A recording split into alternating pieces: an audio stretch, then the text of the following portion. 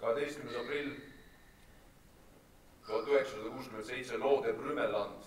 Kaugel põhjas asuvasse alla käinud suusakuurordisse saabub kuningliku naftakompanii järelevalveinsener Krüsnar, et välja selgitada oma kolleegi kadunuks jäämise põhjused.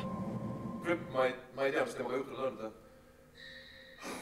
Ma lähen pansionaati ja võtan ühendust maakonna võimudega ja kompaniiga, siin tuleb korraldada otsingud.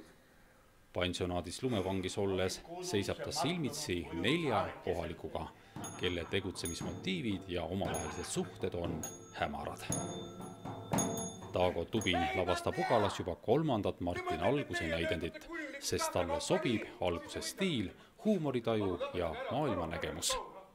Trilleri kohta öeldakse, et see on kaasaegne surmatants ja arktiline selle ees epiteedina tähistab võib-olla sellist ka eksistentsiaalset seisundit, mida ta siis loona avab, et ta ei ole ainult selline põnevuslugu. Miks valisite või kutsusite Märt Avandi pearolli?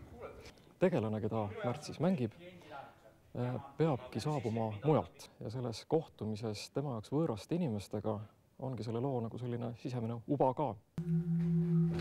Märt Avandi sai Ugala teatrilt rollipakkumise esimest korda ja tunnistab, et olla 2 tundi järjest laval pidevas pingeseisundis on tõsine väljakutse. Et see on keeruline, jah. Et jõuda sellest alguspunktist, kus on tegu erakordselt enesekindla ja kõike teadva mehega, siis nagu tüki lõpuks selliseks haledaks, nutvaks, väikeseks poisikeseks. See on üsna keerukas, aga näitaja võib selle üle ainult rõõmu tunda, kui sellised ülesanded antakse.